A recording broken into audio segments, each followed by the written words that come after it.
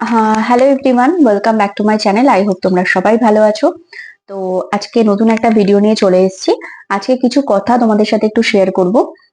WBCS এর যে prelims পরীক্ষা হলো, তার মেন পরীক্ষা কবে হবে, আর মিসলেনিয়াস এর প্রিলিমস পরীক্ষা কবে হবে।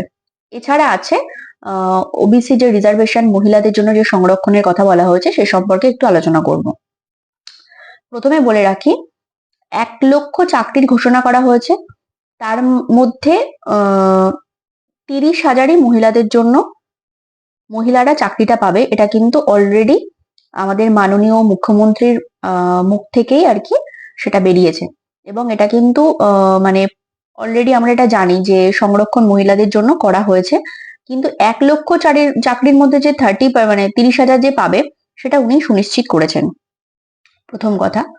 দ্বিতীয়ত হচ্ছে, দেখো, এখনো পর্যন্ত পিএসসির তরফ থেকে কোনো রকম হেলদোল নেই। মানে আমি বলতে চাইছি, নতুন সরকার এসছে, ঠিক আছে, আমাদের ডাব্লিউবিসিএস পরীক্ষা হলো, ঠিক আছে, কিন্তু আমরা চেয়েছিলাম একটা এক্সাম ক্যালেন্ডার, যে এখনো এসএলএসটি ডেপুটেশন দিতে হচ্ছে। আচ্ছা, এসএসসি সবে মনে হয় চেয়ারম্যান নিয়োগ হয়েছে, তবুও এখনো ঠিকঠাক করে কোনো প্রক্রিয়া শুরু হয়নি। আমাদের অনেক অনেক চাকরির নোটিফিকেশন অলরেডি ইন্ডিকেটিভ আকারে প্রকাশিত, সেগুলো ডিটেলস আসেনি। মানে বলতে গেলে আমরা কিন্তু একই পর্যায়ে দাঁড়িয়ে আছি, শুধুমাত্র 2026-এ, 24-এর পরীক্ষাটা 2026-এ হয়েছে। এইটাই হচ্ছে কথা।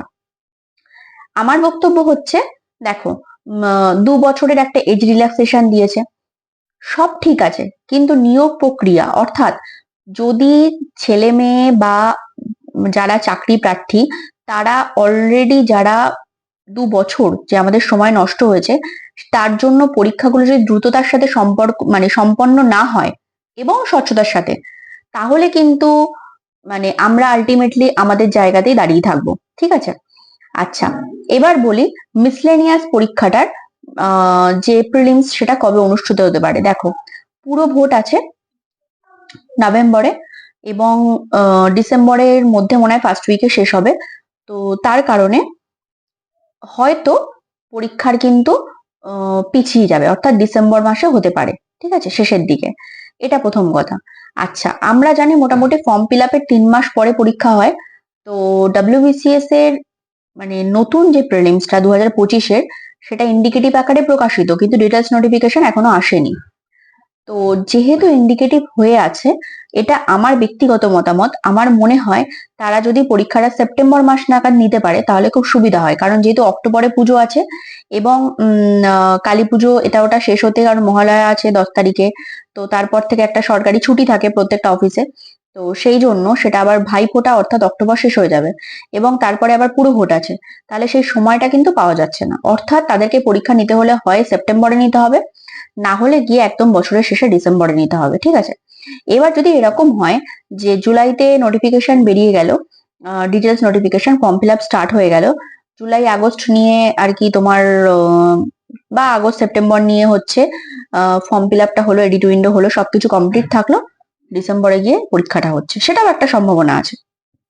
মানে এগুলো হতে পারে, আমি সম্ভাবনাগুলো তোমাদের সাথে শেয়ার করলাম, ঠিক আছে। সো আজকের মতো ভিডিওটা এই পর্যন্ত। এই 3টে কোয়ারিজ ছিল তোমাদের, আশা করছি কিছুটা হলেও আমি মানে বলতে পেরেছি আমার মতো করে। দেখো, আমি সত্যি কথা বলতে এগুলো কোনো অফিসিয়াল কোনো কিছু নয়, আমি আমার ব্যক্তিগত মতামত এখানে রেখেছি, যেটা তোমাদের সাথে নাও মিলতে পারে। সেটা তোমরা অবশ্যই কমেন্ট সেকশনে জানিও তোমাদের কি মনে হচ্ছে, ঠিক আছে। তো এই হচ্ছে ব্যাপার। আর আমাদের অবশ্যই একটা দাবি থাকবে, সেটা হচ্ছে অ্যানুয়াল ক্যালেন্ডার তো অবশ্যই দরকার, সে সব ক্ষেত্রেই দরকার, এবং পরীক্ষাগুলো নিয়মিত হোক, কারণ অনেক দিন বন্ধ আছে, এগুলো চালু করাটা খুব দরকার, ঠিক আছে। সো থ্যাংক ইউ সবাইকে, থ্যাংক ইউ সো মাচ।